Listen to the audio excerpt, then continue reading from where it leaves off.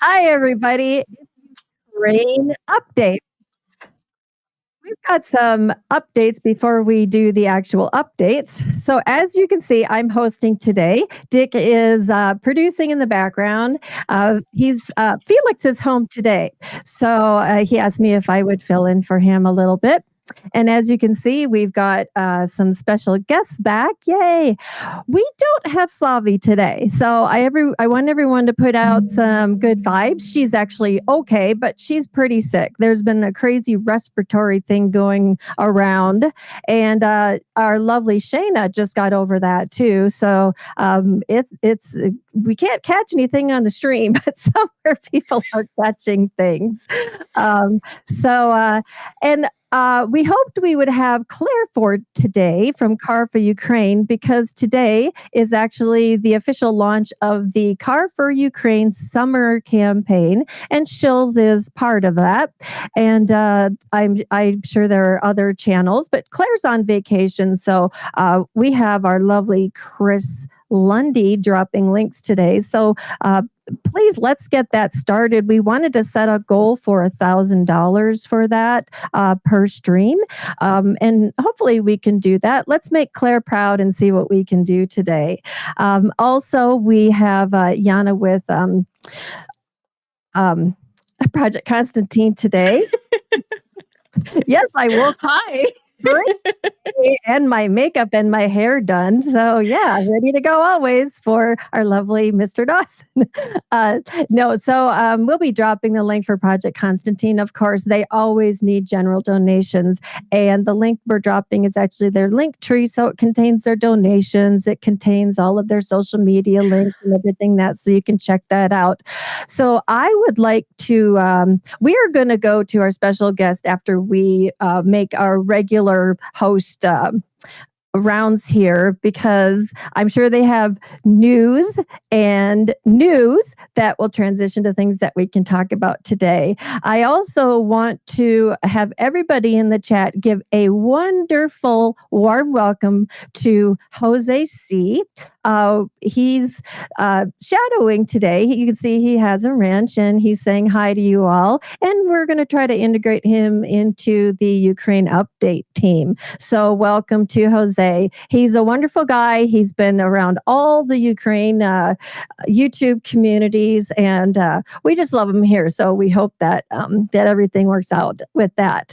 So, Commander, will you open us up today and tell us? I think we all know who you are. I love you, but for anybody who just I have no idea who I am. I'm an international man of mystery. Man of mystery after my own heart. Okay, Commander, open us up. Be a Slavi. Okay. I'm not as good at public speaking as she is. She's really incredible. So, it's a case of we're here to represent and try to support Ukraine's resistance against the current Russian invasion. And we hope everybody, is amused and entertained and hopefully contributes to the fundraising efforts that are ongoing today. Thank you. Rudy, let's go to you. It's great to be here and stuff. It's been a few weeks since I've been on and stuff, but hopefully we get to talk about, Russia's incursion and some other, things that are going on. So, that's it. I'm excited to be here. And congratulations to Rudy, because all the communities have got together and got him over 1,000 subs on his channel. Yeah. He needs watch hours. So if you can at night when you go to bed to get some device, put it in another room, turn it on and just let that puppy run. So, and get some watch hours and let's get him up. Because remember, when we help these channels out, we are helping the entire Ukraine community, because they do fundraising too. We have crossovers. Everybody comes to different streams, but they also have their own fans too. And when we make these channels successful, everybody wins on that. So congratulations on that. On another note on that, Renegade Chungus is working this weekend. We wanted to get him in, but we just threw him over 1,000 subs yesterday morning. And we also he needs watch hours too. He says he's super, super, super close. And when YouTube updates, he will probably be over. But let's just help him out there. And Chris, if you want to drop those links. I promise to not combine words and start a new language today. So let's help him out there. And we have Merc here. I'm going to let him, I'm not sure if I can tell this news, but I'm just going to let him open up and say hi to everybody. Yeah, hello everybody. Thank you for having me on. Good to be on another Shills panel talking about the latest with Ukraine. I've kind of cut it back down to about one night a week talking about Ukraine at this point, with everything else got going on with news and current events, especially in the United States. So I'm glad that I can engage with that on Saturdays, and thank you for having me. Yes, and it sounds to me like you gave a little hint. We've tried before to have Merc on regularly on Saturdays or more regularly, and we're hoping that the schedule works out so we can go ahead and attempt that again, because we love him here. And you guys, I won't ask you to put on the Slavi wigs, but they will be our news guys today. And Rudy and Merc, and we just love them. So besides Commander, you see that we have another man of mystery here. Welcome, Viper. Happy to see you again back on our channel. So I'm gonna let Yana start, and then because Yana and Viper know each other quite well, and I'm gonna just let them talk about updates, news, what's going on there. And so take it away, Yana, and then Viper, you feel generous. Yeah. Hi. Nice to be here. And awesome to see that you have my non-biological big brother on as well. It's great to have Viper on.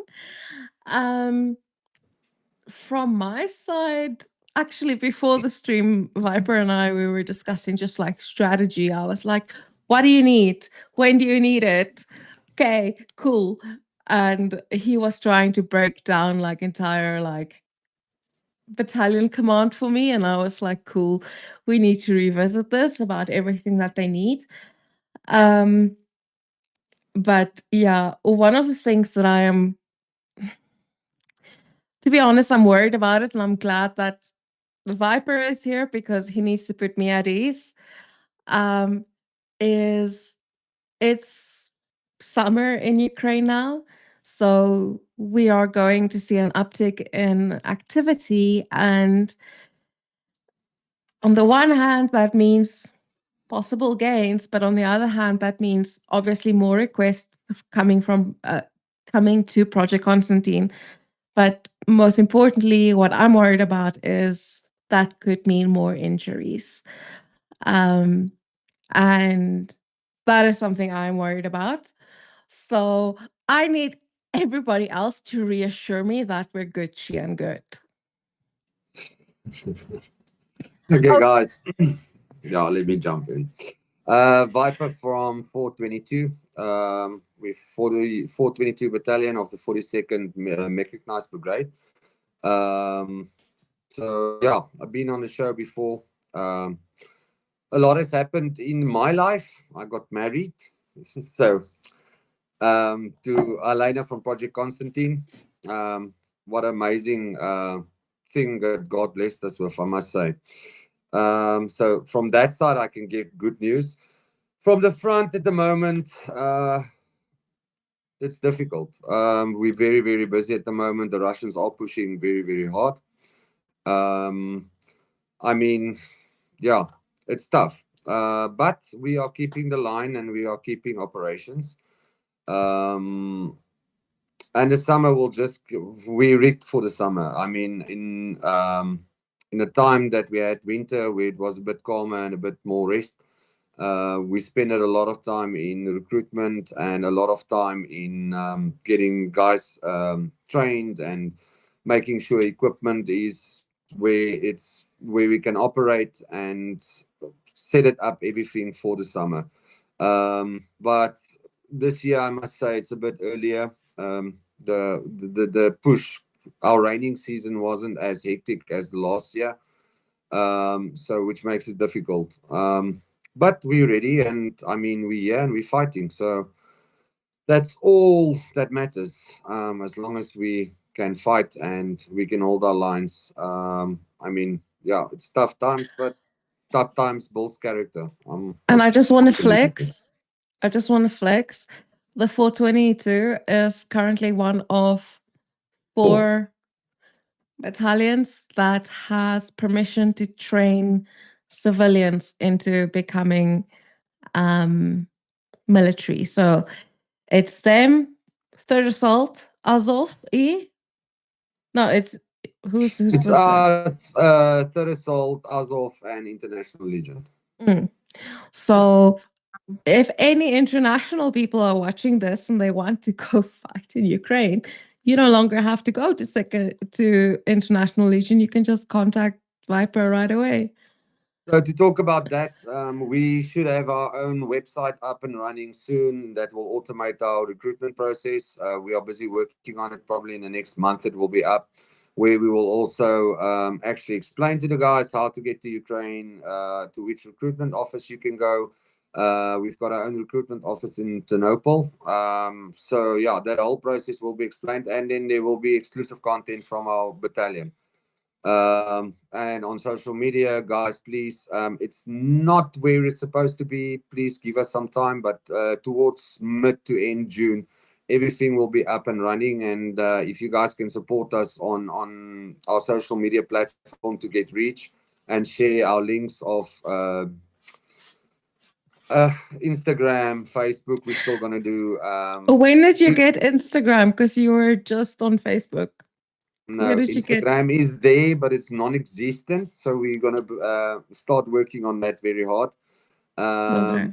So yeah, guys, please. When you get those, Yana knows how to reach me. She knows how to reach Mr. Dawson. She can, and when when you get everything set, those links can be just, forwarded by, goats, donkeys, ponies, something speedy like that to get the information to us quickly. So happy for you, and congratulations to you and Helena. I see Helena in the chat. So everybody, warm wishes to them, and congratulations on that for sure. It's a big deal when we actually can snag a guy. So I'm just kidding. Rudy? I had a question there for Viper. So I know, like in the beginning of the war, you guys had to, like American citizens, they had to contact, I forgot, somewhere here in the U.S. to get permission to actually go to Ukraine to fight over there. Yes. So you guys are saying that that's not what it is anymore? So you were supposed to contact the International Legion. That was the only guys that can issue you a letter for recommendation for you to be able to come into Ukraine visa-free. Then you were moved from there into a holding area where there's background checks. They did medical checks. They did a couple of IQ tests. And if you knew that 1 + 1 is 2, you were passed.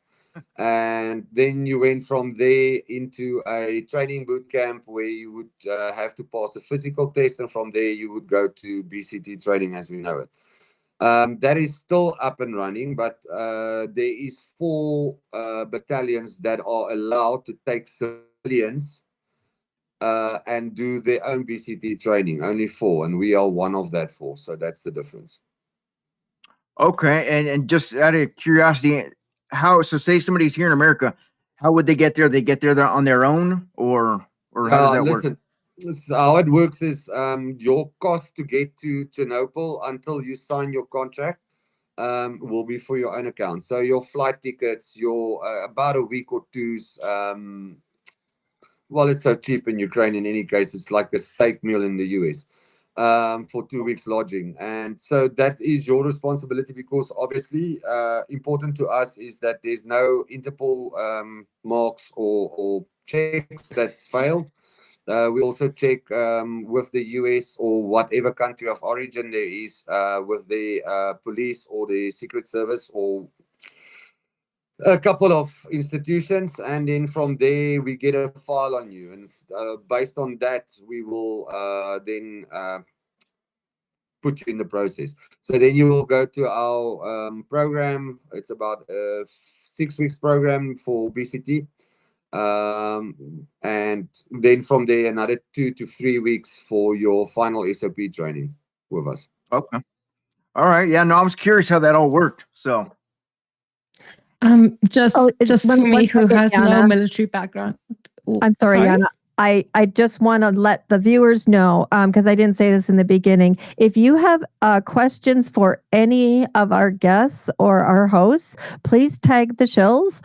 You can tag them and we will be watching. But if you tag the Shills, it's actually better because then it lights up and we can see it. And we'll take those questions and they'll go in our question room. I'll grab them and we'll get them to our lovely hosts and guests. Okay, Yana, sorry about that interruption here. Sorry, just absolute noob question here. What is SOP vibes? So it's our standard operating procedures. So each and every unit has got a different type of adaptation on how movements is done, how specifically to the unit. So how you will do attack movements, bounding, all of that, and counter attack, and our SOPs for bridging on on close quarter combat. There's a lot. It's not something specific, but in disciplines of military tactics, there's a lot of stuff that we do uniquely to our unit. Okay, thanks for dumbing it down for me. I needed that. Thanks. So it's pretty much not to shoot your brother in the head while we try and attack Russians. It's as simple as that. Okay. There's a way. It's good operating procedure to have. So it's like a company's standard operating procedure. Same thing. Do you have a binder on a shelf in a clean office somewhere? Because usually, like in the United States, we have OSHA, and they go in and no matter if you're in a business that has any risks, and healthcare has a lot, even an industrial business, commander knows this. Obviously SOPs are huge in the military. Behind anybody's desk, they've got binders. The government has contracts for binders. What costs us $5 costs them $50 along with the hammer. So, but SOP, most of us are very familiar with that here too, I would hope. So let me catch up with shout outs here. We just have a few and then we can get back to maybe get some news going here. So we have, let's see, SSW Custom Sewing, been around for a long time. When Slavi is here, he's actually modding on her channel. So thank you for your work for that. Member for a year, $2. Thank you everyone for showing up today. Then we have Mitch Ashdown, member for a year. Looks like Canadian $10. And this is Shill SOP.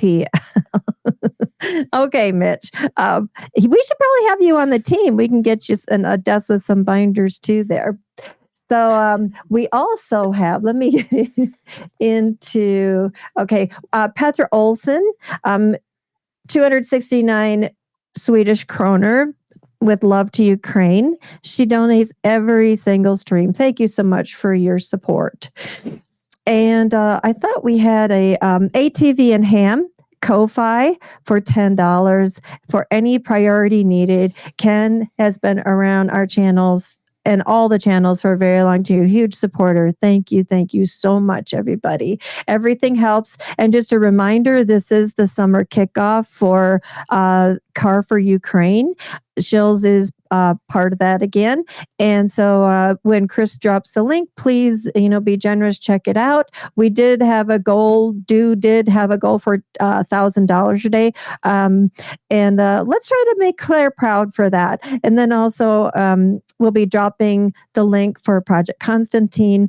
As Yana said, there are always so many needs, and there wasn't mud to slow everybody down this year. I've been to Russia. I know what that mud is. I've lost boots and shoes in that mud, and it's crazy. I can't even imagine what it's like to be in that during combat, but things have changed a little bit. There's looks like a new offensive starting. So let's swing down to Andrew from Mercado Media. And again, if you haven't subbed to his channel, please go over there and do that. And him and Rudy are going to give us some updates on that. Yeah, so military developments. We have some Russian advancements. Russian forces have captured 2 villages in Novopil, which is in Donetsk, and Voldalny and Sumy, and that's where we're kind of seeing more of the Russians amassing right now is in the Sumy region. We got some reports, verified or unverified, of some 50,000 Russians.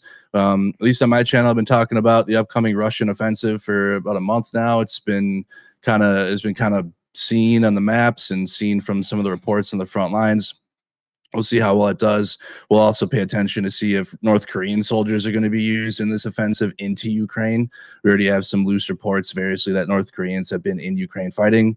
But now with Russia, with a massive offensive coming, they're going to need the support of North Korea, Iranian drones. So they're going to be having that in any potential offensive that we're still waiting on. Of course, with the war at this point now, I'm going to report it at a day-to-day basis instead of like hearsay, because it's a lot of, hey, this is going to happen or this is going to happen. And then, oftentimes it doesn't happen, or Russian propaganda will take over and hype up something and yada, yada, yada. So we are waiting for a Russian offensive. Troops are amassing up in Sumy, at least from the reports I've looked at. And I'm just waiting to see how it all transpires from here.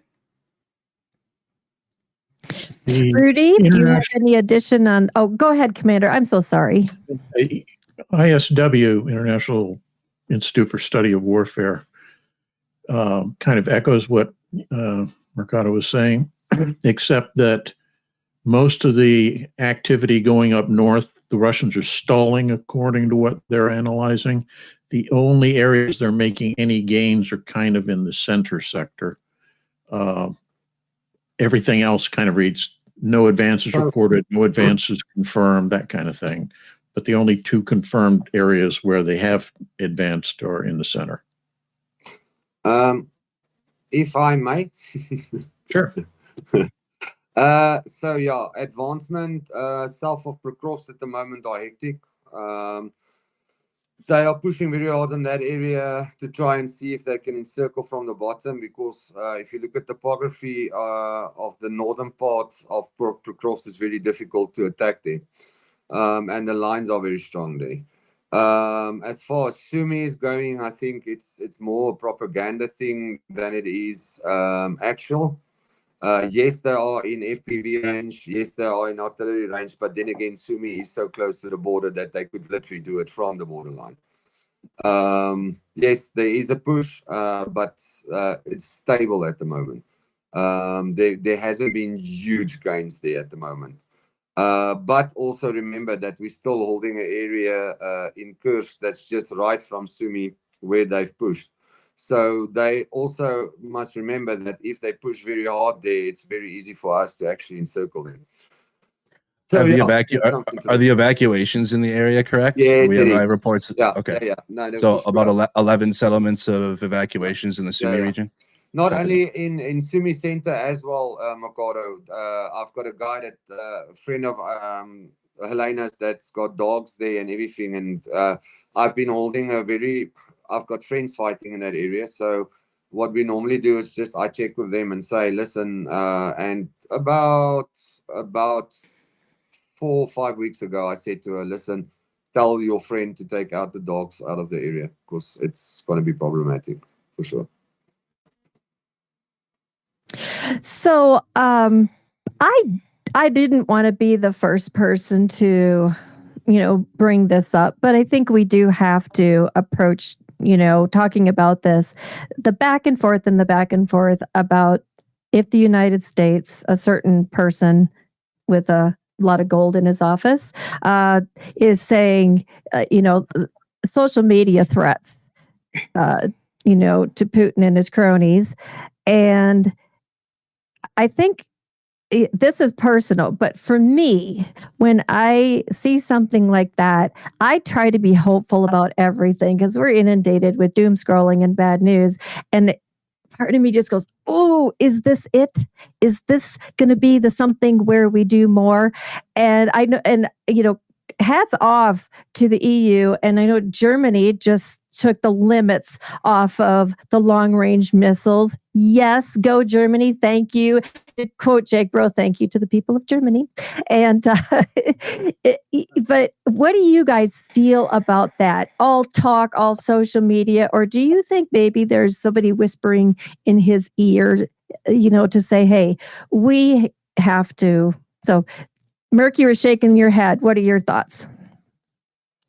Yeah, it's pretty cooked right now with Trump as president. I'm just being honest. We just had an action summit going to Congress to try to get something in, and we were like, can we get one sanction against Russia, please? Like one sanction, something. Whereas, in years past, we were advocating for weapon systems and F-16 training and all this. We were doing a lot of the stuff, and now it's just kind of, because Trump is from the top down in the government right now, and what he says goes. And unless Putin personally says Trump sucks or something, then I don't know. You're not going to have a lot of motion there with Donald Trump wanting to support Ukraine. But Putin has been upsetting him lately because he's not listening to Trump, and I think that could be a partial entryway into Trump supporting Ukraine more than Putin is bad or whatever he said on the interview in the tarmac, or Putin made me mad. He's firing rockets into Kiev. It's what he said. And he's got to stop. People are dying or whatever. So it's the first time we heard Trump ever condemn, except for in 2022 right away. In an interview on Fox News in 2022, Trump was like, there is no red lines. Putin's lying. We got to send Ukraine all the weapons. And he said that with Lou Dobbs, I believe it was. So I think you gotta, if Putin can, or I don't know, you gotta wait for Putin basically to insult Trump or something, or maybe if it gets dragged down the road too long and Trump gets impatient with it. But that's the only way if Trump can personally be swayed. But I don't see another pathway to get support to Ukraine from him. Part of the problem. Sorry, guys. No.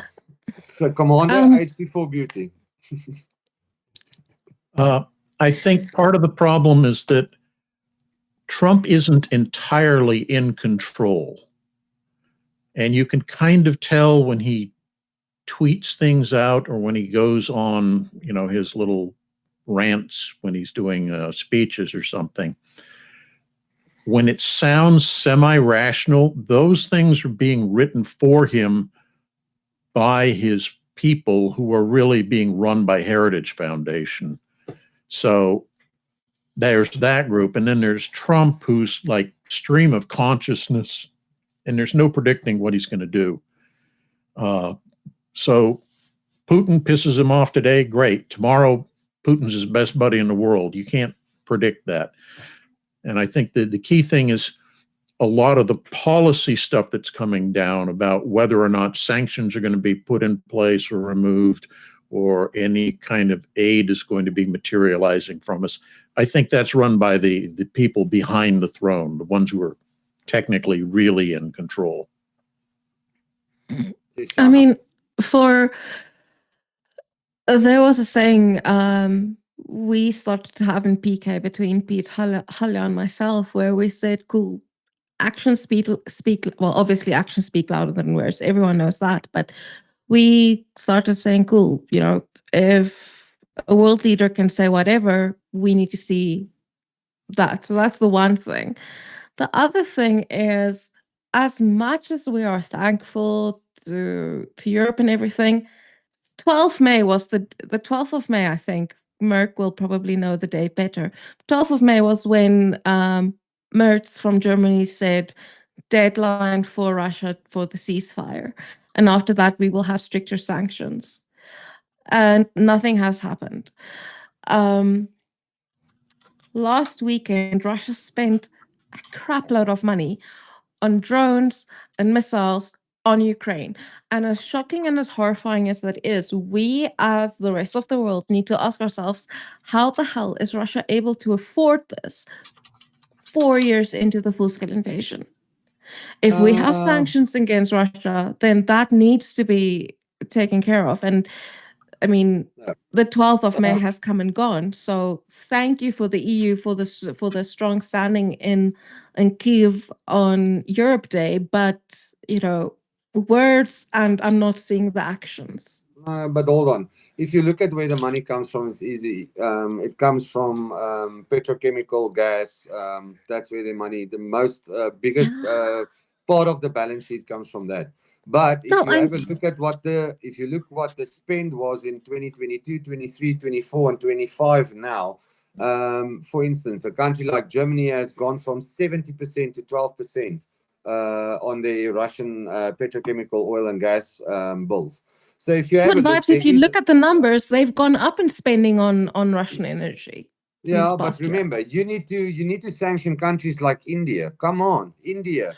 They spend a huge amount of money on Russian oil. You need to look at China. They are one of the biggest spenders currently, funding this war through natural gas and oil and diesel and all of that.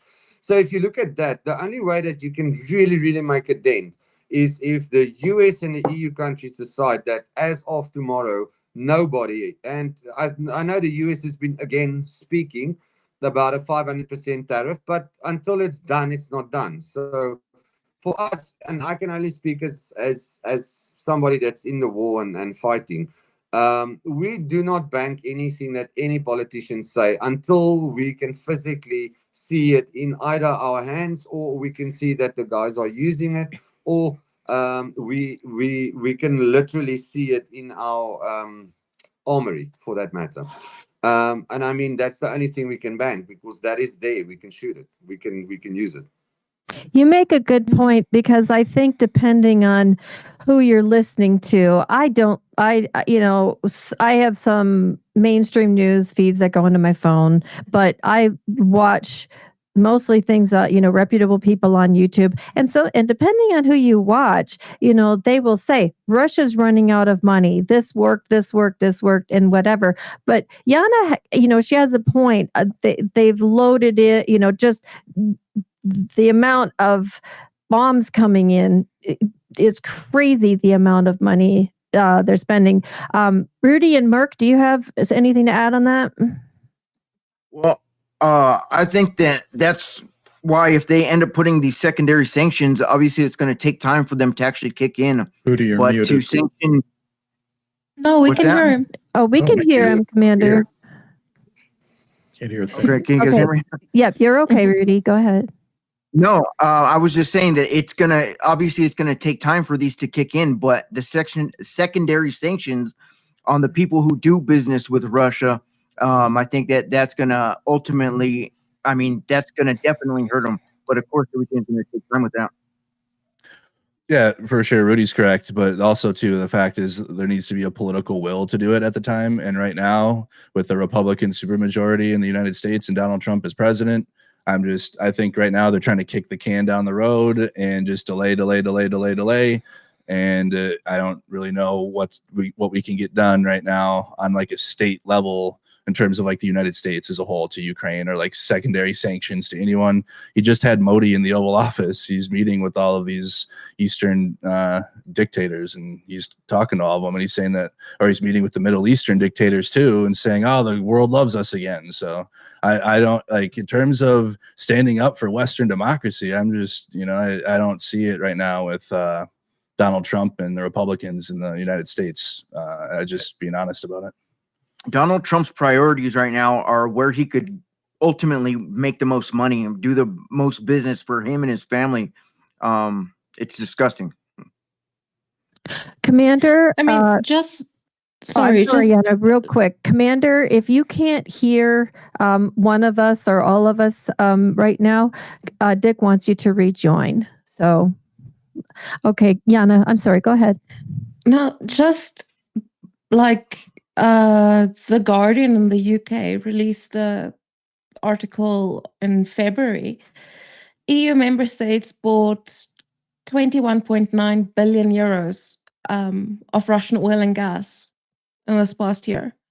So, I mean, I get where it comes from a US perspective of saying Trump needs to be harder, but last weekend, Russia was able to send $761.5 million of missiles and drones on Ukraine.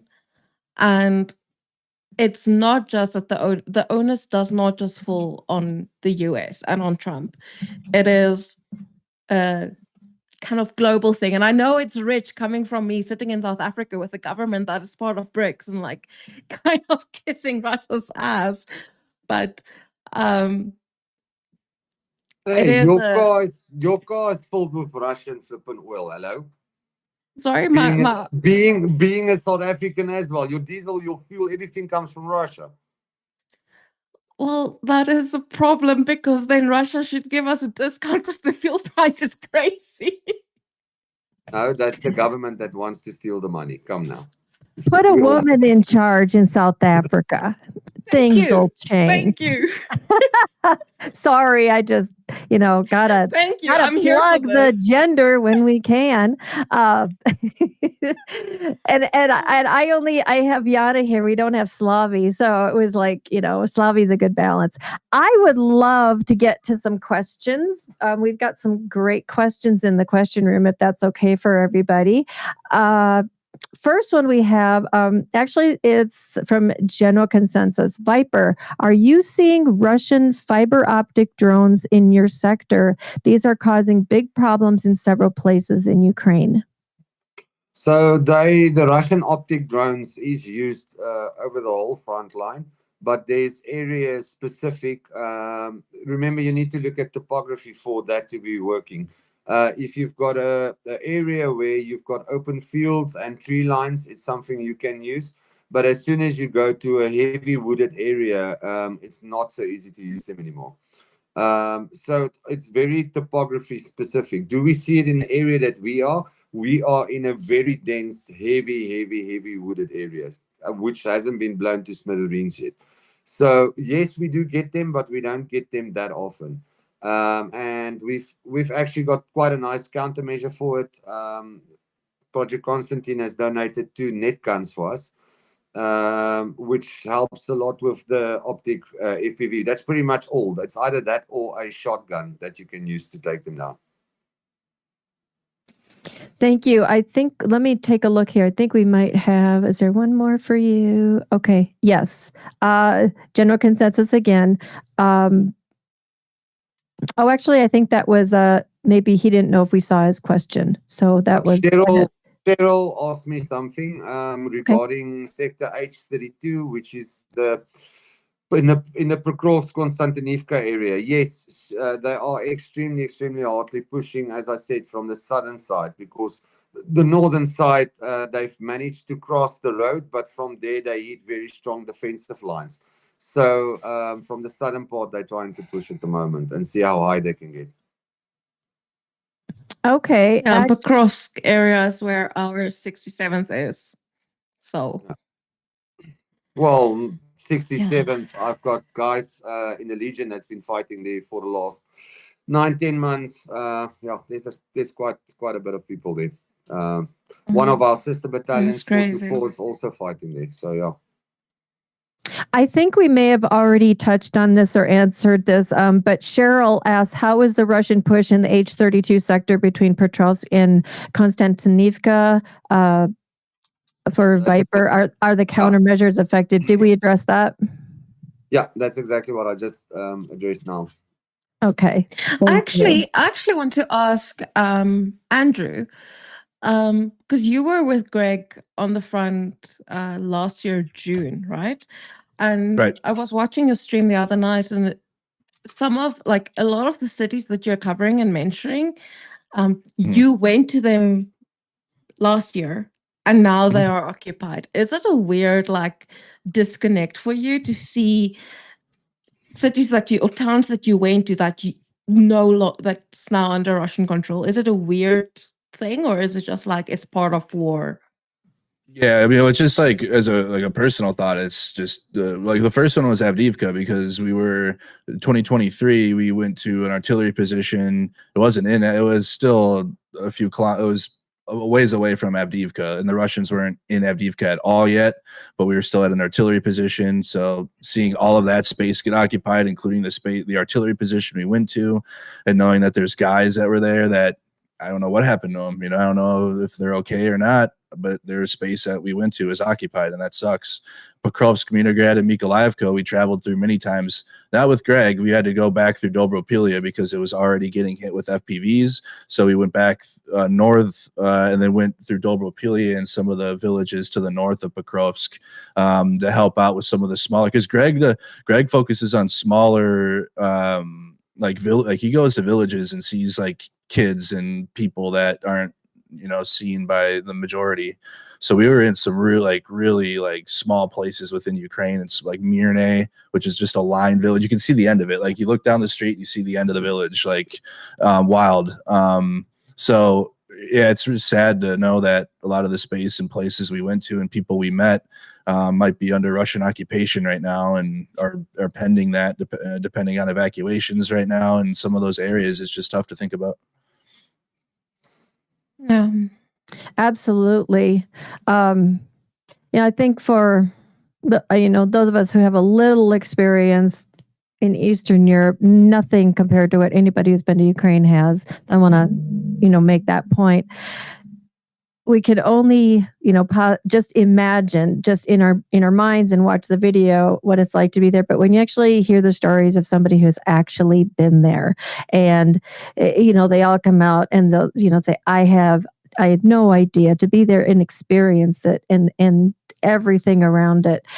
It's just I think that when this, hopefully there will be an end to this, and I'm just hoping that the world embraces like everybody who's been in this war, whether it's the international people, the Ukrainians. It just needs to be one big blanket, to wrap around and help people. Okay, we have, let's go to another question here. Question for the panel. Are we going to see individual countries take control of their portions of the 300 billion in frozen assets, Russian assets? Canada has about 228 billion in Canadian bonds. So whoever wants to join in on that.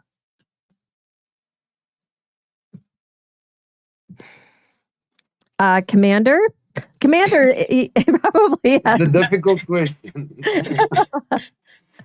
There are legal issues with doing that. My understanding is that they can take the interest from NEC's assets and reallocate those, but taking the assets themselves and using them for other purposes becomes problematic because post-conflict, the owners of those assets could then sue said institutions and say, hey, we want our money back. And it's a tough thing for them to do. It can be done, but it's difficult, and people are really leery of doing it because of the legal issues involved. What about? I remember there were issues when I think it was Germany who announced, or some other European country who announced they will be using the interests from Russian assets, and people were freaking out about it. It was last year or the year before sometime. So it's like, even though, like, Commander, you say it is allowed, like, we see people freaking out about it. So it's one thing whether it's allowed, and another thing whether, I guess, it will happen, if people actually have the balls to do it. Sent in a comment saying there are no legal issues. He's talking about Canada taking over our bonds held in Belgium. I'm still not very clear then if on what you're talking about. You'd have to elaborate a bit. I'm not a financial guru by any stretch of the imagination. I wonder if it wouldn't be a good idea to start some kind of international task force. Get all, my brother was an international tax accountant for Deloitte. And he had huge companies, and he had a better grasp on international finances than he did on U.S. taxes or even state taxes. Merck, he was in Minnesota, so he was in your neck of the woods there. But, one of the things they did, and he talked about a lot, is because you have all these different governments, all these different languages, but you do have people that work with the tax systems of all these governments. And if you're worried about taxes, if you worry, go with the people that literally have those noses in this. And I wonder if anyone's ever suggested, hey, let's get the top people from all the top accounting firms and let's just put them in a room and at least get a spreadsheet out to see where we're at, look at the laws for every country, and then funnel it down to say, hey guys, this would probably work. I don't know, maybe a dumb suggestion, but kind of goes through my head sometimes as to why things aren't being done to fix these situations. So I see Rudy laughing. He's like, Probably because no individual nation wants to surrender its economic sovereignty to another to make those kind of decisions, even if it's being made in concert via some international organization. It still makes them very uncomfortable. The other thing too is I can, my brother's retired now, but I can tell you this for a fact that those companies hold so many secrets. You have to go to your grave. My brother, even when we were going to do fun stuff on vacations, he had his laptop and he didn't even let it sit in a secure hotel safe or anything because it contained literally international financial secrets of the biggest companies in the world. So, but hey, now we have Doge, nothing to worry about. Oh God. So let me go on. We've got some good questions here. Let's see. It wasn't me, says Senators Graham and Blumenthal in the United States have been planning to tariff any country that buys Russian energy with 500% for weeks now. As a European, I don't understand what they are waiting for. We touched on this a little bit, but it's a good point if somebody wants to chime in on that.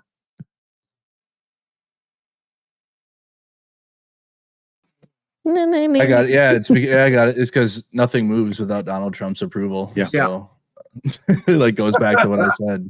We have a theory of a government right now. Donald Trump is our dictator in chief, and honestly, and I'm super independent voter now. Like I used to be right wing conservative. I was MAGA in like 2016, so I voted for Trump the first time, never again. But now, like honestly, until the Democrats take back at least the House to try to stop his agenda, it's like I don't foresee like tangible state level support to Ukraine from the US until Donald Trump is no longer president, actually. Or if he's impeached, but then the Democrats would have to take back the House and the Senate, which I don't think they will. I think they'll take back the House. I don't think they'll take back the Senate. But I just do not foresee anything serious. And I think Lindsey Graham is a clown. Okay? I don't think he's someone to look at as someone to for good news, especially with how he as soon as Donald Trump had the Oval Office meeting, Lindsey Graham and his friendship to Zelensky or whatever, he turned his back on Zelensky and said, yeah, Zelensky shouldn't have acted like that in the Oval Office. And he had a press conference. Yeah. It was the most ridiculous thing I've ever seen. And then I also didn't like when Lindsey Graham went to Kyiv to begin with, had his collar popped in like 2023 or 2022 or whatever. Oh, this is the best money. This is the best money he can buy, acting like a sleaze bag on purpose. And he does this for right-wing media. So that way the base of right-wingers can say, oh, Lindsey Graham's a rhino, but like he's our rhino type thing. It's the weirdest thing. So if you're looking for Lindsey Graham for anything, you're looking in the wrong area. Hopium for sure, but Lindsey Graham is not someone to view as like, hey, we're gonna get something accomplished here. His collar pop. That's hilarious. Oh yeah. Point. Actually, I think the Qatarians, if I could invent that word, had Did I kill the vibe? had a good. Hello? I can't hear anything now.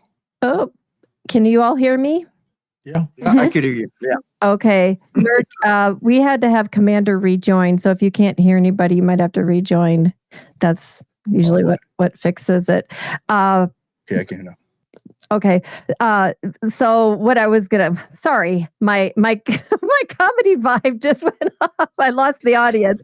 What I was gonna say, the Qatarians had a good idea. They had that mobile McDonald's parked out front. So what I think is where they had the Teslas parked a few months ago, we just need to use that space for a mobile McDonald's. At least maybe they'll put Trump in a good mood and somebody just whisper in your ear, hey, we need to we need to do some things for Ukraine here. We have Ivan. Hey, what's up? Yay! Ivan, I'm Annette. I'm filling. I'm not sure if we've been on before together. Ivan is with car4ukraine. Claire, I believe, is on vacation. So let's let Ivan give us an update. And I would just want to remind anybody who joined us, we are launching the car4ukraine summer campaign today. And we do have a goal of $1,000. Claire kind of cleared that with Dick and had told me. So we're dropping the link. Please be generous. They need the vehicle so much over there. So I am going to turn it over to Ivan to give us an update. Yeah, first of all, Annette, thank you very much for the very, very warm welcome.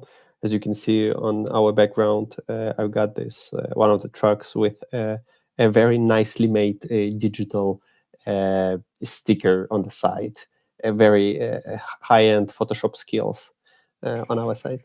But yeah, we've just wrapped up our Easter Pisanki campaign and the new one, the Summer Sunshine campaign.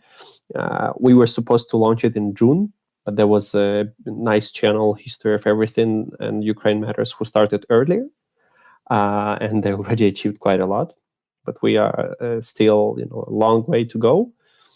So we are starting this one, and it's a bit a unique one.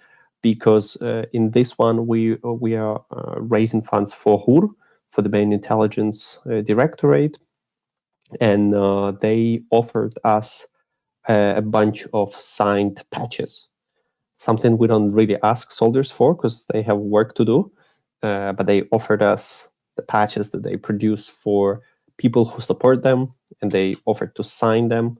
So they look absolutely beautiful, but they're also meaningful, and basically everyone who contributes can get a piece of HUR to keep and also contribute to the armed forces of Ukraine. Yeah, that's basically the main thing. But also besides them, there will be more regiments who we're raising funds for. One of them is who's with Ukraine Matters. They got in touch with them. They're called Alcatraz. They are like the former convicts, I think. Maybe Claire would tell more. Yeah. I don't know. So a couple questions on so that is something new on the patches. So is that at the donation, the 110 euro level? And is that for everybody, or what level of donation is that at? Yeah, so we keep the same 100. If it's in euro, it's 100 euro. If it's in dollars, I think it's $110. For I would say the basic patches. One of them is actually the way how it looks on my background. It's actually, it has a history of the Podylia. It's a region in Ukraine when Mongols invaded to Europe, and they were just riding through Russia, Ukraine, Europe. There was a battle where they hit them back and stopped their sort of movement forward, and that is actually based on the flag of the battle flag. It's clear. I mean, she would introduce it much better. She talked to a lot of historians. She went to some museums in Ukraine, talked to people, tried to verify that, and she totally led that aspect. So that one is like our base one, and then there's also a pin that is called the fortress. I'm not sure if I can share the screen here now. Maybe that would make sense. Is it visible? Yes, we can see you. Mm-hmm. Yeah, we can see okay. this. We can see it. Yeah, so that's the history of that from the Podila. That's basically this symbol of the Middle Age fight. Yeah, and it was called the Battle of Grunwald. Claire makes it pretty nice. And then the fortress, that's the pin. This is actually the 5th pin that we are sort of releasing out of our collection. And this one is symbolizing basically everyone and every city, every civilian, every soldier who are standing strong no matter what's happening. And basically, we put some samples, right? Like Pokrovsk, Kherson, Chasiv Yar, Liman. My parents are in Kherson, and this is actually the resistance. It's like a symbol of resistance. It's basically the way how people still stay strong and believe that good things will happen, and they're staying strong. So yeah, we put them both as 100 euro or $110. But this one, we've kept it as a special. There are only 50 available. I think after History of Everything launched, there are at least 25 already sort of booked, let's say. So there are some more. And yeah, the guys signed it. So this one we've put as 250 euro. I thought it might be a bit too much, but after we released it, we saw that there are people who want them. And because we don't have many of them, we don't really have control over that. We just put it as something already So if you want to get in on that special signed patch that they do, you already heard Ivan say that there's not a lot left. So get over to the site and start donating. Chris Lundy is dropping the link for car4ukraine. Just click that and you can go over and check everything out.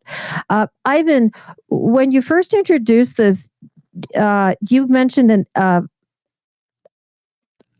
an entity that said you've joined with them. I've never heard that before. What was that again, and who is that? Yes.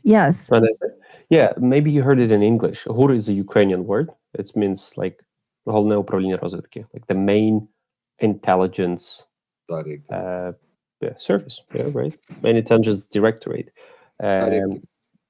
Yeah, the Budanov guy. You know Budanov?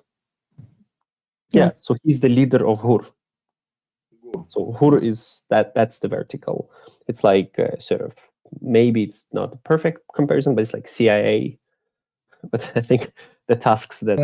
But can I? Is it the same thing Americans call as GER? Is it GER? Yeah, it's what Americans call GER. Okay, that makes more sense now. Okay. GER. But it's because Russia banned the GER sound in Ukrainian, so it's Hur, but Russia banned that later for years. So. Oh, you mean that you pronounce in English? Then it's not with H; it's with G. Yeah, because it got mistransliterated. Right. Actually, even the website that they put, it's with G, but the proper way would be with H. But I think maybe I'm too picky. I guess too linguistic. I see many ways. Even on Wikipedia, on online, and on other places, there are at least 4 different ways how I saw they put them. So we had a little discussion with our person who is responsible for social media and everything, and she was like, let's agree on the systematic way how we do it. And then I just went to their website and I see that the domain and the wording on the website are not matching. So I'm like, it's okay. We can just blame Russian colonialization for that. It's 100% fine. No, guys, I love that. Yana's always like, blame Russia. You forget you guys forget it's the intelligence directive. You're not supposed to know who they are. That's why they use the four different abbreviations. Come on. More men of mystery. On that note, I want to do the shout outs. We have got such a generous community here because I see you on other channels donating and, and you're still in here, helping Shills, helping Car4Ukraine. So much appreciation goes out to all of you. So we actually just have a message from Super Chat Matt. He's the one with the long letters and the schmaltzy things at the end of it. He's got a lot of hashtags. He probably just thinks it's funny and wants to clip me. So I'm going to do this. Hashtag help Ukraine. Hashtag stop Russia. Hashtag puck Putin. Hashtag ruck Fusha. Oh, yes, I did it. Ruck Fusha. Hashtag Slava Ukraini. Hashtag Heroyam Slava. I did it. Clip that, Matt. Next, Ko-Fi donation from Kaltenberg for $100. Kaltenberg, thank you so much because you always come in with substantial donations and it helps so much. So much appreciation for you and so grateful. We have SSW Sewing, a PayPal donation for $3.33 for the Boom Boom Fund. And we have Spirit Wolf, which is a new Patreon member. And just a note on that, Chris will drop the link. We have a Patreon account on the channel now, which is associated with our 42 show. So get in there and join Patreon because we are transitioning. Some fun things are going to be coming up on the Patreon channel. And Shills is changing. And we hope that you join us and join all the lovely places that we're in. So next question we have... you guys are doing great on the questions. Thanks so much. Keep them coming. Let's see. Okay, this Martin UK said, has there ever been a war, I think throughout history, that has attracted so much funding from individuals right across the world? And I assume saying is like Ukraine has. I don't think so because of social media, but Viper? Can I give I'm not going to give a full answer, but in Second World War, remember you had the bond system, although remember you didn't have social media, but through the bond system, individuals and companies actually donated, but it went to the government and from the government, obviously then for the war effort. So I think it's just because now there's different channels of doing it, but I think in principle, in my mind, it's pretty much it's been funded, crowdfunded as well to a huge extent. One of our Spanish Civil viewers, War has some of this funding, but you have to correct for inflation. One of our viewers said Crusades, which is the Crusades were so long ago. I don't know that we have financial records, but I mean, these governments were going into other countries and taking over, and maybe they had backers. Who knows? That's an interesting historical topic there. Okay, couple more questions here. Let's see. Driving in Luton said, now the UK have looked into the Russian links to the arson attacks on Keir Starmer. Is there a big problem of Russian infiltration via sympathetic Ukrainian citizens? And that's a loaded question. Anybody? Yeah, I can answer that. So it's always been. I think it's not something that a lot of social media speaks about. But I have personally lost people that has been either poisoned or positions been dialed in and sent through to the Russians. Is it as hectic as it is or was probably 2 years ago, 3 years ago? I don't think so. I think Ukraine learned quite a bit. So SBU is very active and very, very good in it at the moment. But we've 2 weeks ago, there was information sent to us that at a coffee shop, so a lot of the soldiers goes to coffee shops to quickly grab some decent coffee in between our rotations. And as a matter of fact, when Jana was with me, we went to that coffee shop. And what will happen is the Russians will actually pay a normal person in Ukraine is absurd amount of money to actually just take a package and drop it close to the soldiers, and then detonate it. So we saw actual video footage of it, and it's something that's reoccurring. So it's something we got warned about. I mean, to add to that, when Pete was killed, one of our vehicles went back to Odessa with Halina. It's now been reassigned to another soldier, but it went back to Odessa. And at that time in Odessa, there were kind of like a flare-up of Ukrainians setting fire to military vehicles. They just get a notification on the message board on the internet where Russia's like, hey, we'll pay you X amount of dollars if you give us proof of you lighting a Ukrainian military vehicle on fire.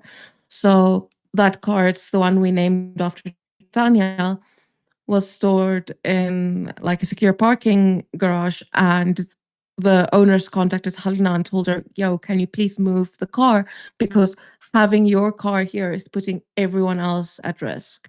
So it is happening. I think it was, I don't remember who else, but there was some other news, like online news publication released like an investigative piece on how Russia is using civilians, like what Viper just mentioned with people taking packages. There was a thing a while ago with teenagers who were told, hey, just go plant these bombs. But they were actually just carriers, and once they reached the spot, Russia detonated it. So it is ongoing, but one thing I've, like, I spend time on the front with, not front, but like kind of front with Viper and his guys, and it's like head on a swivel the whole time just to make sure that no one is acting suspicious, kind of thing. So it is a problem. I want to, I'm kind of keep an eye. The team is so good about everything. I kind of want to address an elephant in the room that comes up on streams. Many times viewers will point out, Ukraine is corrupt. There's been mishandling of funds. Hello. It's every country.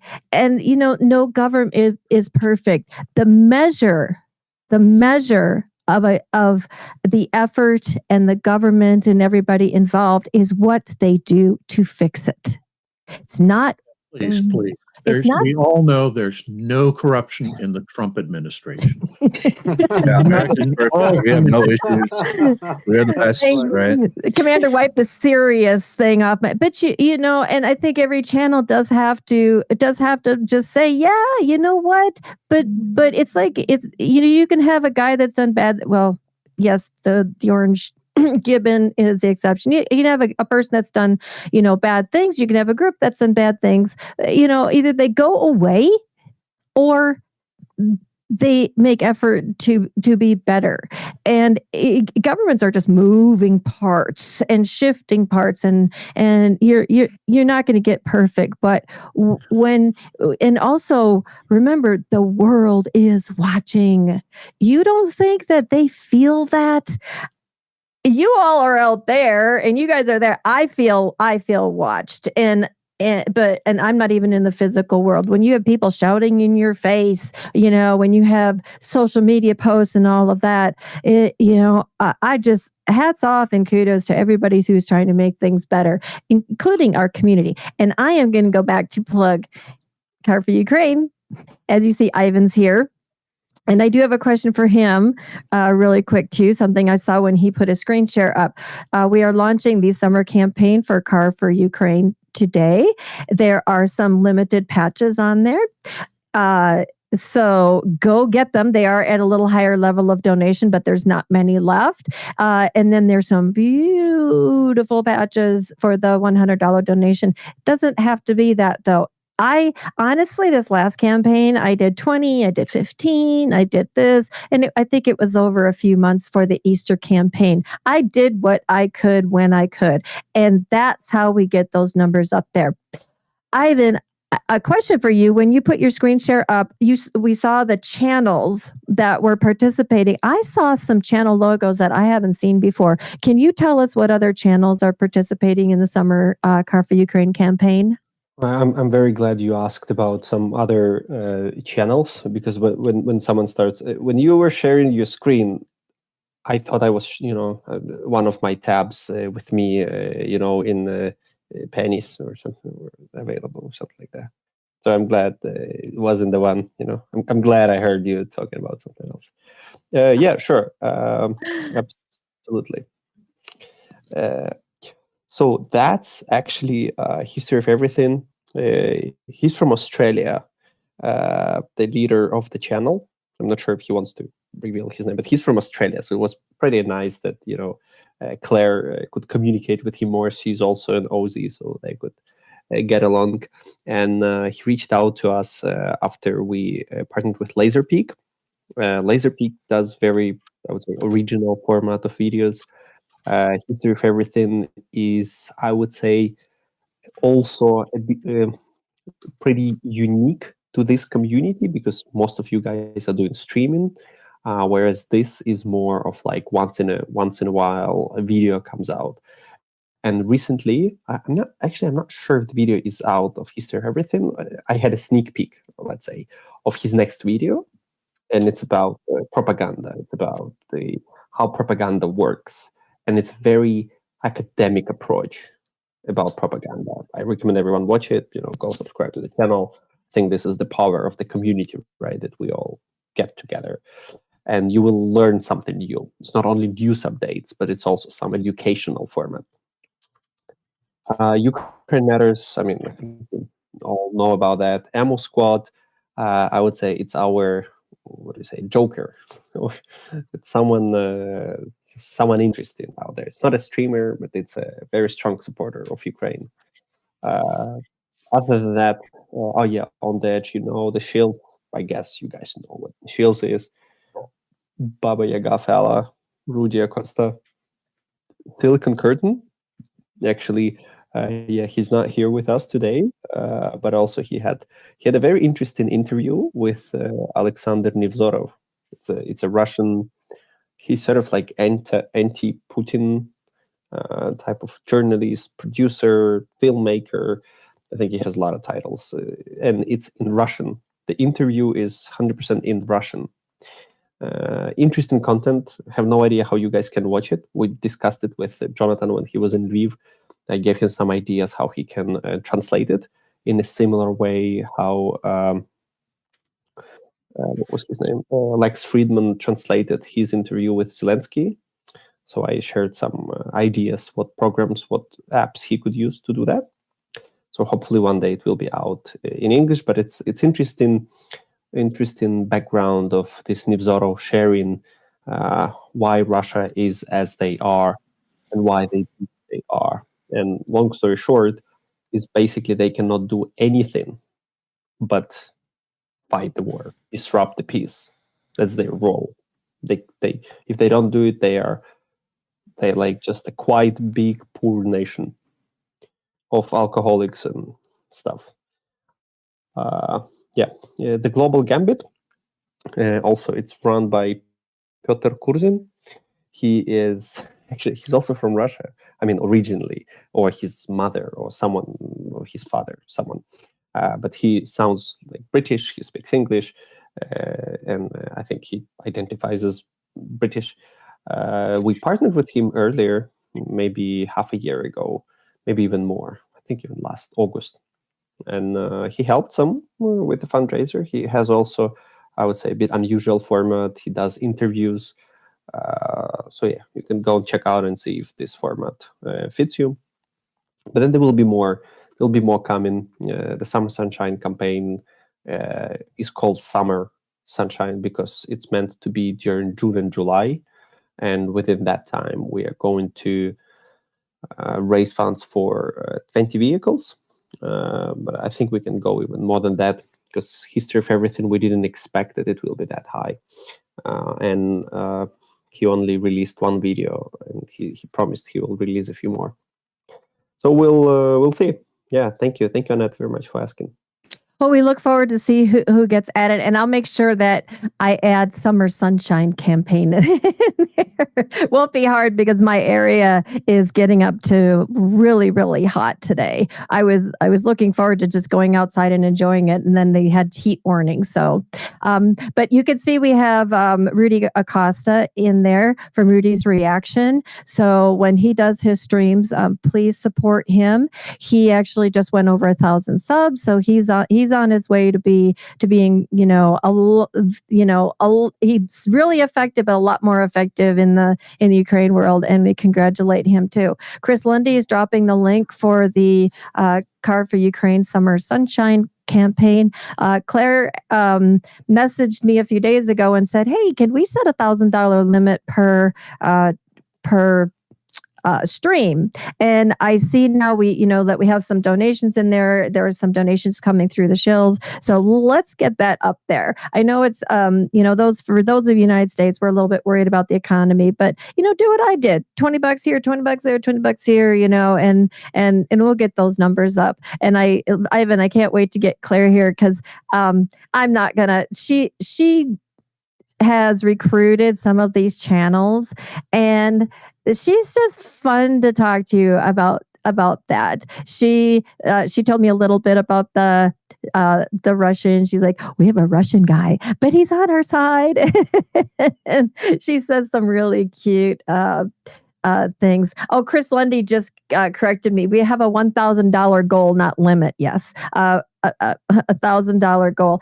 If you want to donate through Shills, you can donate through Ko-Fi, and Dick will let me know about any donations through there, and that money we can get to Car for Ukraine really fast too, because there's no holds on it like YouTube does with the money.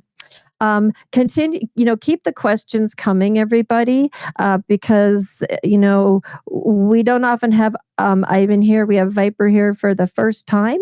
And again, Merck, we've tried to get him on regularly before, but the schedules weren't working out. And a little mouse told me that we think we got the schedules worked out so Merck can be more of a regular guest.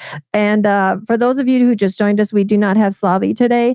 She's still with us. She just caught that bug that's going around, respiratory or something. So she's not in a position to be talking or on screen today. So we wish her, huge, big get well for her. We just love Slava around here. Let me check questions, double check. Let's see. Let me catch up. We had with our donation, Spider Fate fella for $5. Boom Boom Fund, and again, Boom Boom goes to Ukraine. A donation from Mexigirl for $25 through Ko-Fi. Summer campaign. June babies unite. That's she's referring that it's interesting. She and I both we share our birthdays with Trump.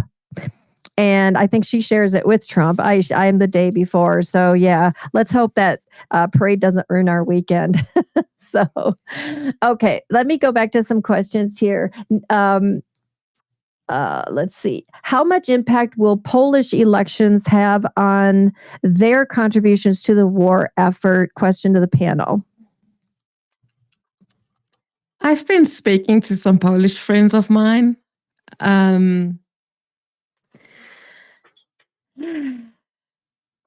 I don't even know. I don't even think, based on the people I spoke to, I don't even think Polish people know.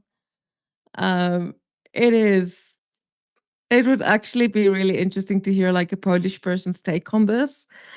I think they're hoping for, I can't pronounce the names or remember the names, but they were hoping for one specific guy to at least continue the current system of delivering aid and delivering equipment. So I don't know. Poland is for me, don't know exactly what is going on there. Maybe when Merck gets back, he can weigh in on that. We have viewers from Romania. So I have, we can talk to them on the side about what's going on and get a personal opinion from them.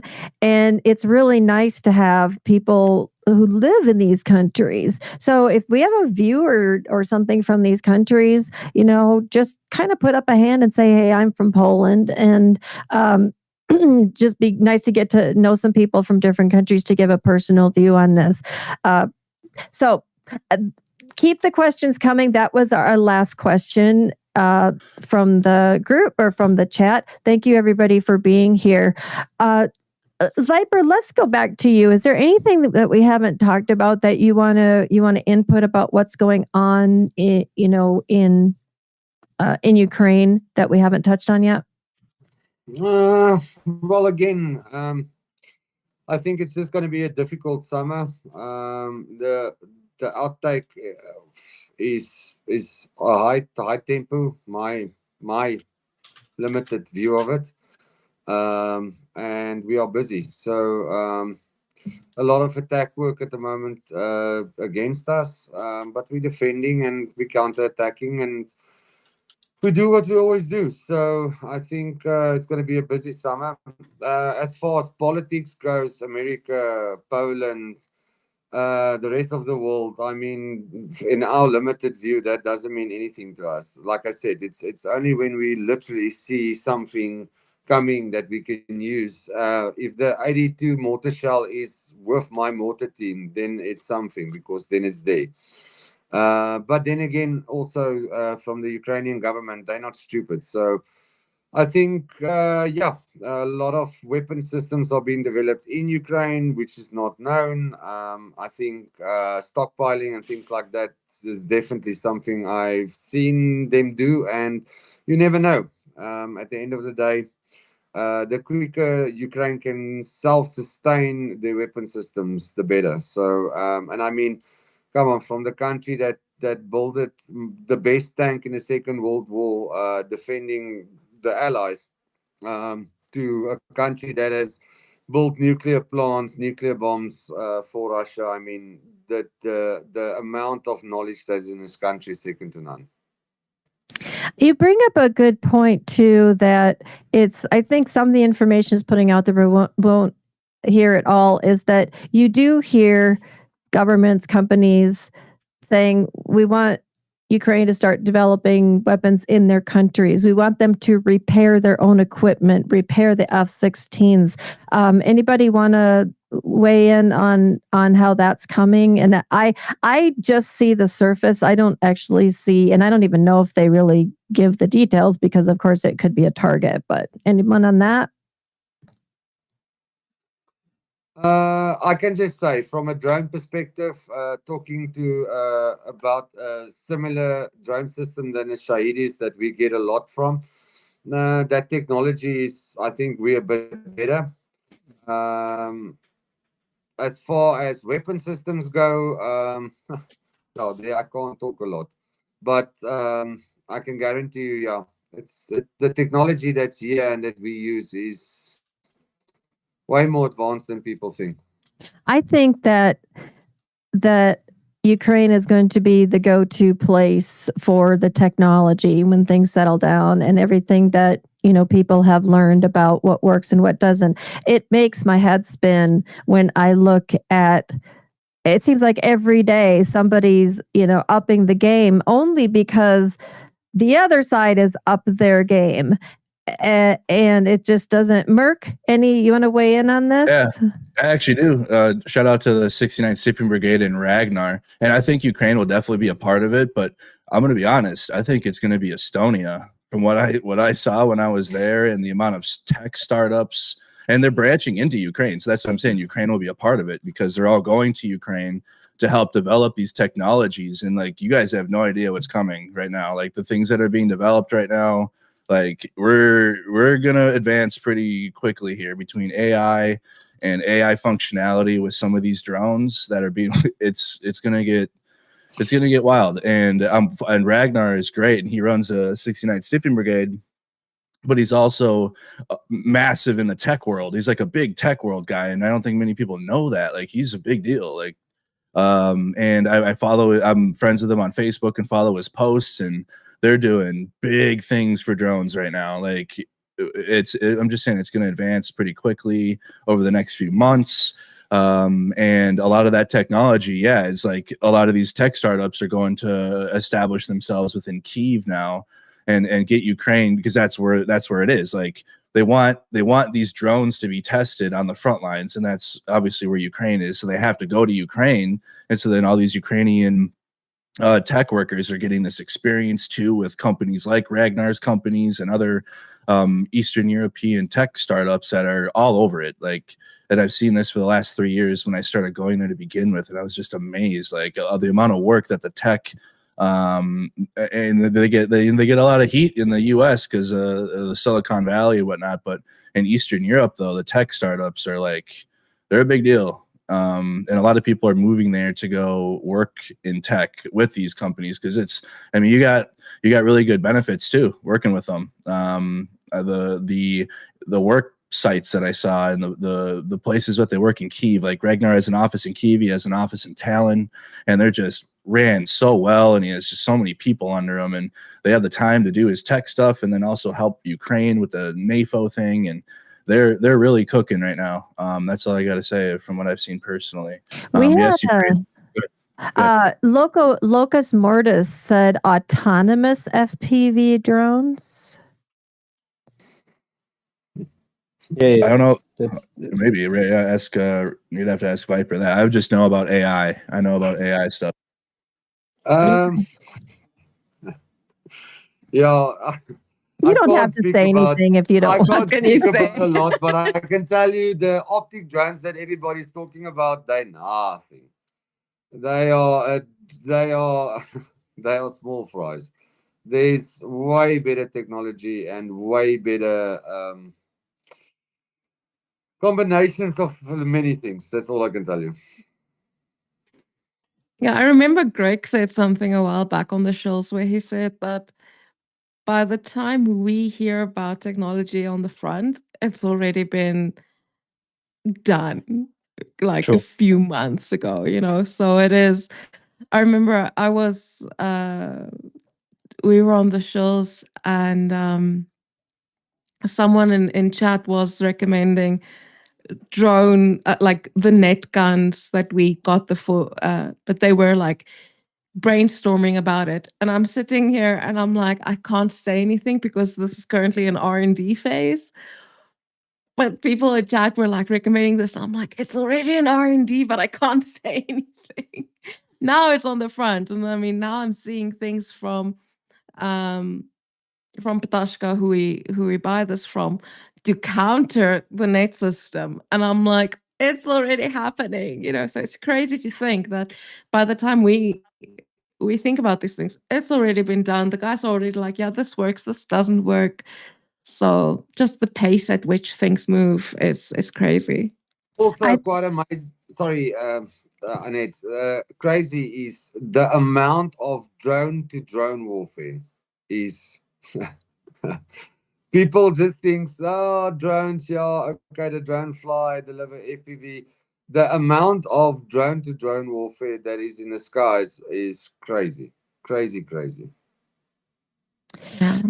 Yeah, I'm in touch with some people that, are on the front, and it's the stories are so heart-wrenching because when you have so many drones and they target, the trucks, they target the bunkers, they target everything. It's just the drones are the men are no match. It in certain situations that I'm hearing about, and the decimation of entire units because of just drones, just is, heart just splits open when I hear this.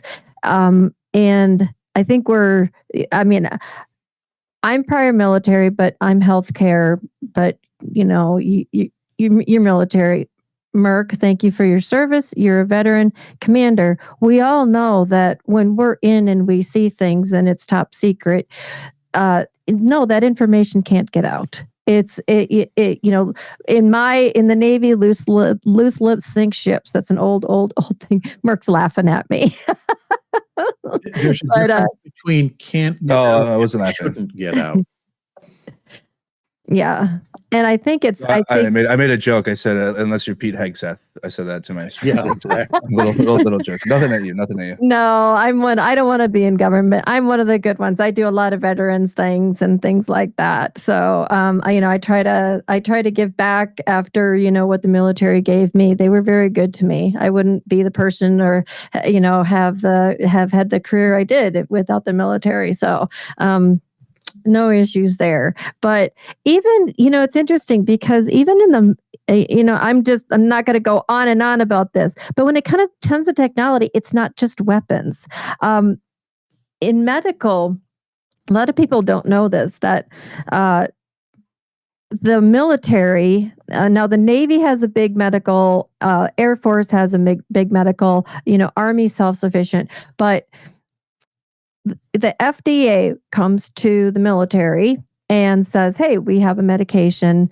It's not usually that experimental, where they don't use the military as monkeys, but they do offer research programs for medications. This was really big back in the HIV development times, and I'm sure with things that are like Alzheimer's, you never know. They've got veterans signing up for programs. I know they're huge into programs for diabetes, but we had to sign NDAs for even if we knew a patient was on an experimental medication or a medication that was going to be approved because of the work the military did.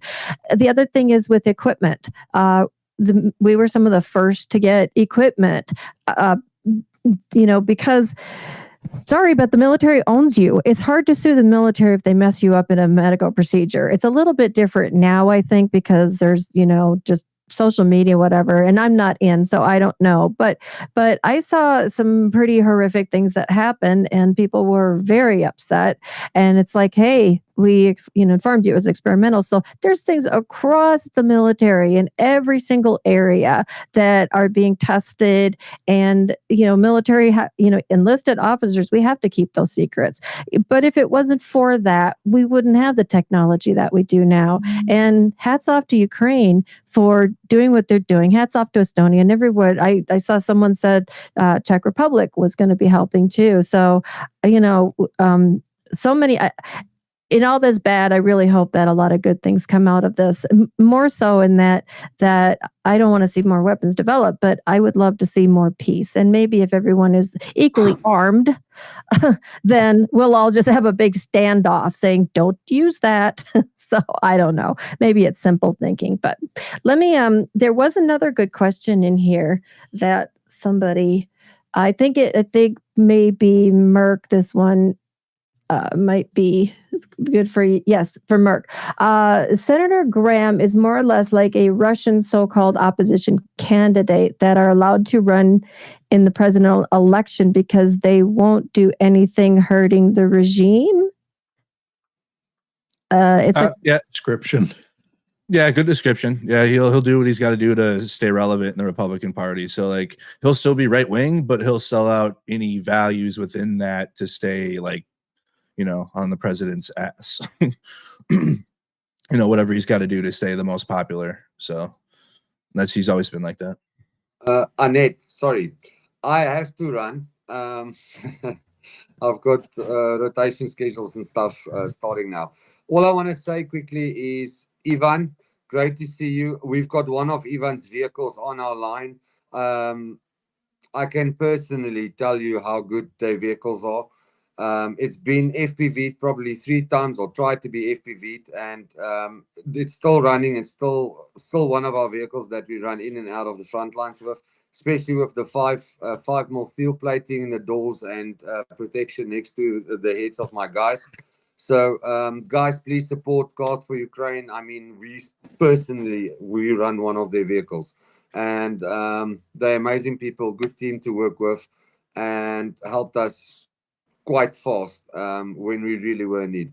So thank you for everybody, Commander, Rudy, Jana, Sis, Andrew, and Ivan, Annette. Thank you, and Dick in the background. Thank you very much for having me. if I can, I will. Not always available, but yeah, guys must be blessed, and thank you very much for the Thank opportunity. you. Thank you for taking the time to be too. here from your busy life and your work and a lot of really interesting information. Thank you for taking the viewer questions and we appreciate you. Thank you, guys. Be blessed. Bye, Be safe, man. Bippy. Okay. We are going on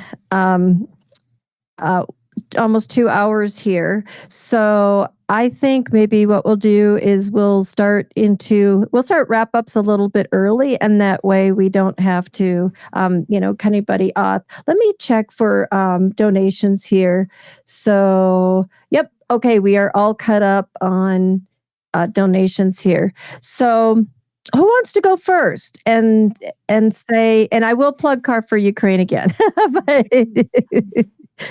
Commander? I've got a hard eject time in about 5 minutes, so Okay. I'll go first. Okay. One other thing that we didn't cover, which I think deserves being addressed, is the peace talks, which are supposed to begin on the 2nd in Istanbul. Don't expect anything to come from those. The Russians have not modified any of their demands, and the fact that they're sending not even second level but tertiary level officials to be their representatives at this meeting lets you know how little importance they place on the thing. And the second thing is my usual closeout of, please remember, if Ukraine is important to you, it's important to communicate that fact to your elected officials. Text them, email them, write them a letter, make a phone call, what have you, but make sure your opinion is known, and that will help influence what's going on in Congress. That's it for me. Thank you, Commander, and congratulations on the progress. If you haven't noticed, Commander has a different background. He's not in his recovery recliner. So congratulations on your progress on your knee replacement. We just love you here, and thanks for taking the time for being with us. You're with us every week, and we just love you. So appreciate you, and you have a good rest of your afternoon.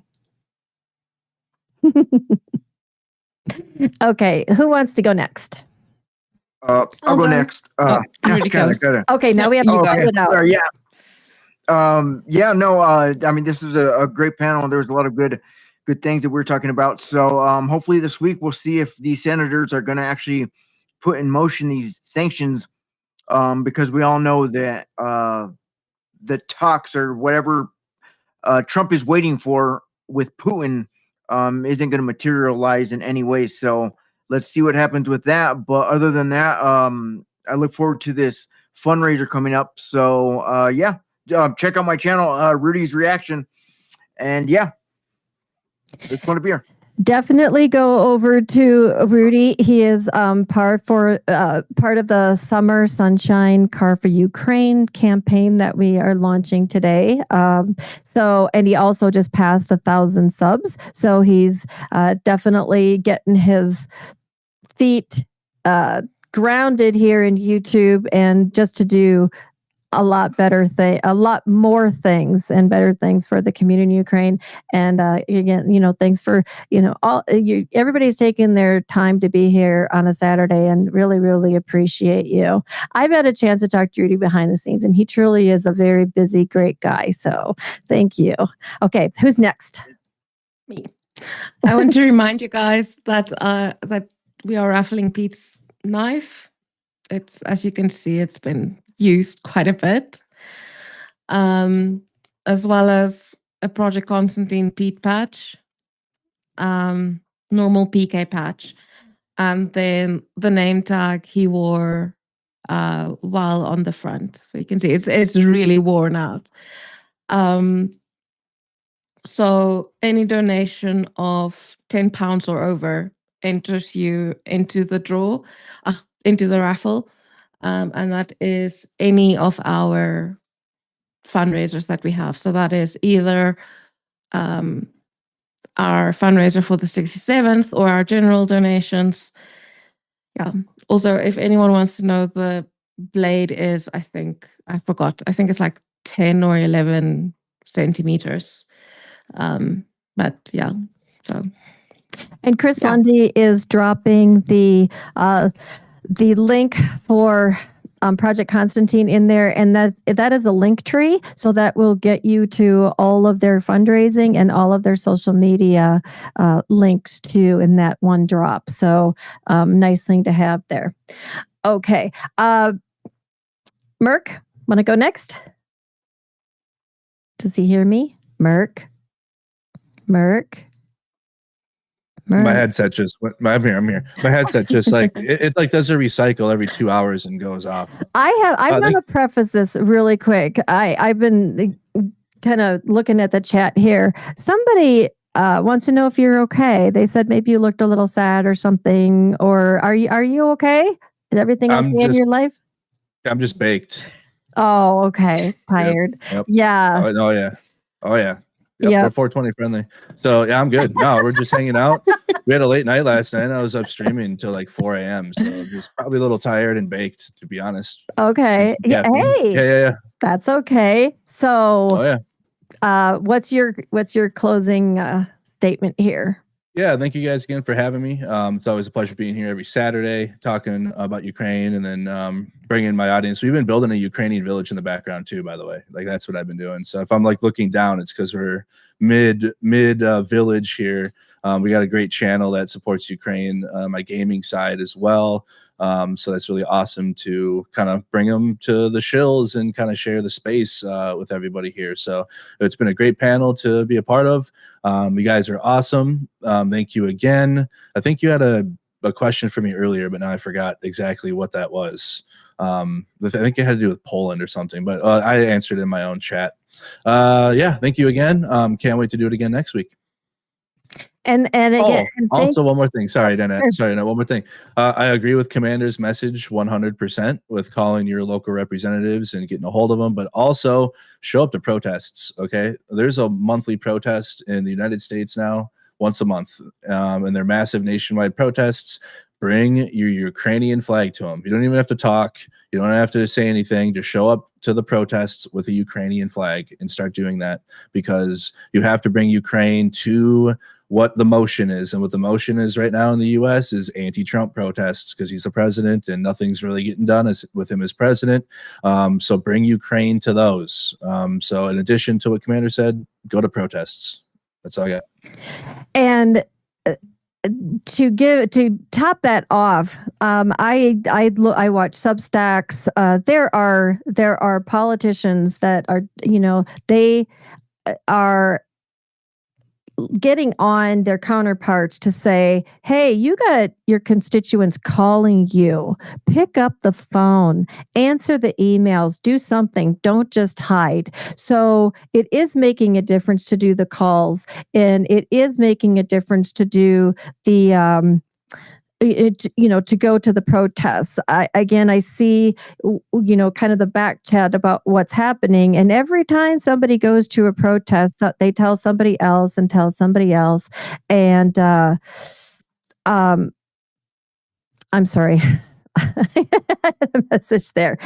It is making a difference. Merc, one of the things that you might be interested, I follow Adam Kinzinger. I was not a huge fan of him as a Republican, but he's gotten completely out, and he has a voice now on Blue Sky. He's on Substack. He's done a ton of interviews, and he's unabashedly bashing Trump, unabashedly bashing a lot of these politicians. And he was on the January 6th committee, and he's like, come at me, I don't care. And he literally said on his subs, now it's a $7.99, so paid thing that he said it on, but it's getting out there. He said, I am not Rhino anymore. I'm not Republican. And it's like, what are you? Are you going to be a Democrat? Are you going to? And he is thinking about a run. So I think right now he's trying to see how many people he can amass. But despite all of that, there are voices out there like Adam Kinzinger who are trying to make a difference, and other politicians who who Trump, is going after, and they're like, we don't care, because you have to be strong. You have to use your voice, and it does make a difference. So, Ivan, before we get to you, I have a little housekeeping here. Blonde Bombsheller actually made a donation. She wanted to make sure it went through, and she made a donation of 100 euros. And let me, Dick just put some more up. So Blonde Bombsheller, for Ivan, Natalia, Claire, sending love from the Blonde Bombsheller. Thank you so much. Andrew Gordon sent $12 US. We have 52.46 euros. Emus watch the Shills. Thank you, Emus. Looking forward to getting to know more about you guys. Maybe we can have one of you on as a guest. Mitch Ashdown, let's see, Emus was $50. Or let me see here. No, Emo's was 52.46, and Mitch Ashdown $50 to keep the cars moving. Thank you so much. This is all going to help Cars for Ukraine. We're launching the Summer Sunshine campaign. Link is in the chat. And I want to go ahead and thank our team, and then we'll have Ivan close us out here. We have an amazing team. We have Shayna on the Shills, and I want to thank Shayna for jumping in, because I was a last minute fill-in for Dick, who's with his son. We have Liam Wakefield in the chat, bonking those trolls. But the chat's been really great today. Thank you, everybody, for respecting our guests and our guest hosts and our moderators. We have these were posted. Okay, here we go. We have PJCnet. He isn't in our chat today, but this guy is in charge of our research team, which also includes Mexigirl, who is also in the chat today helping. She helps greet. And we have Chris Lundy, who's our master link dropper. Carpathian, the AI alchemist. He does amazing, funny work, videos, especially about Trump. So you can check out some of our video posts of his work. Let's see. We have Jose C in our chat today. You can see he has a wrench. We're trying to bring him aboard for some help on Saturdays. So welcome and thank you for being here today, Jose. And then we have Super Chat Matt with all the flourishes on his name. And he makes sure that everybody knows that we've seen your super chats. So thank you for this wonderful team, and thank you for the backup today. Couldn't do it without you, for sure. I like to do the long form. Sorry, Dick. I just love our team. And thank you to all our guests. Thank you to all our guest hosts. And Merck, thank you for putting up with me today. And I love doing this. I love interfacing with all the guests. Wish Slavi get well. We love you, Slavi, and we hope to see you back soon. And thank you for all our new viewers. Thank you to everyone who has come over from Merck's channel, from all the other channels that come here. And, again, amazing Ukraine community. I love you all. We love you all. I've been with the channel for almost 3 years now, so I know a lot of you personally. And thank you for hanging in there and all your donations. So Ivan, now it's on you. Oh, thanks to Dick Dawson, because he's the one who's been running everything in the background. And I see his little pop-ups. And I learned one thing today. When it comes to Dick asking me to help, I need to have some clairvoyancy at night, fix my hair, put my makeup on, wake up my thinnest self completely dressed. Yana gets that. Dick always closes with something funny too before we go to Ivan. And this is a funny statement from Whitefishy. I do know him personally. He is funny. He's a great guy. How the hell did Alania get access to senior levels of the U.S. government without a drug test? Amen to that. Okay, Ivan. Ivan from Car4Ukraine. We've launched the Sunshine Summer campaign, and he's going to take us out. Oh, we can't hear you. Oh, Dick. Oh, we heard something there. We heard a click. Ivan, do you want to?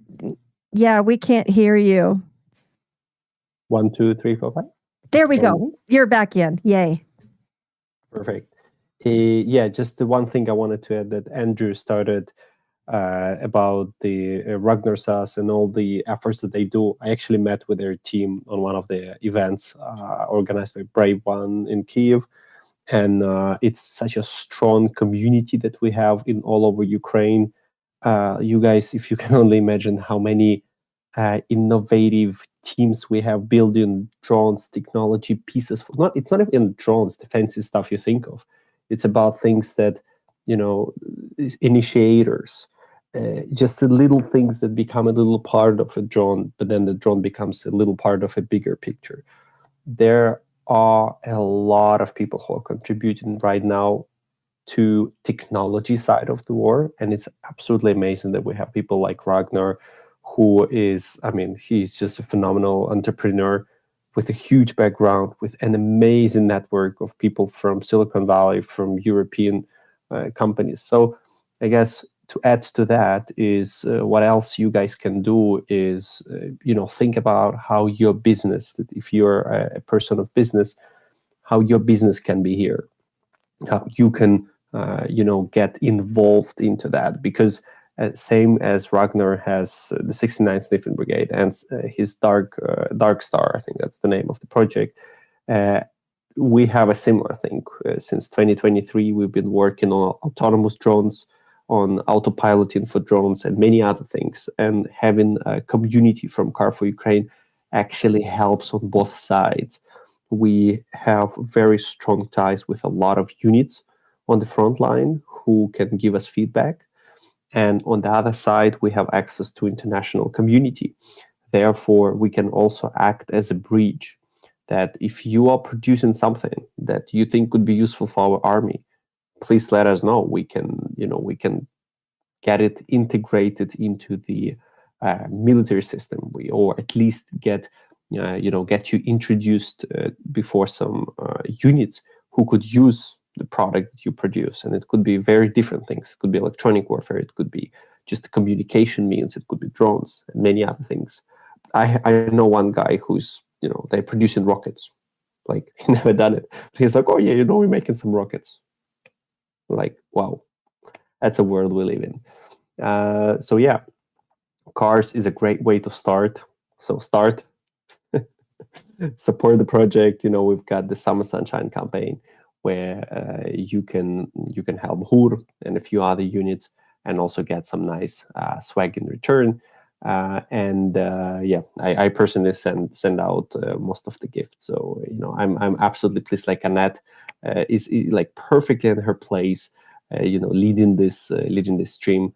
I'm absolutely pleased to be a part of delivering stuff to you guys who is supporting. That's pretty much it. I think we can all wrap up and get out of here. Thank you, Ivan. And as always, Slava Ukraini. Heroям Slava.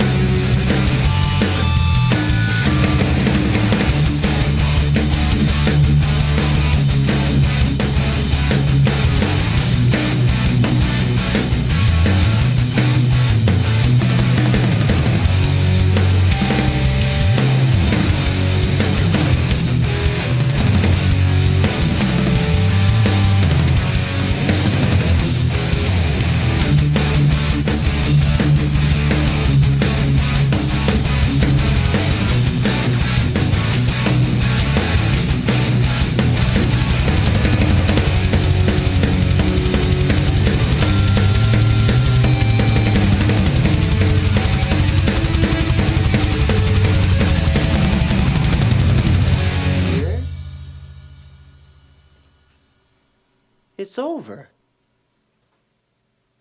Go home.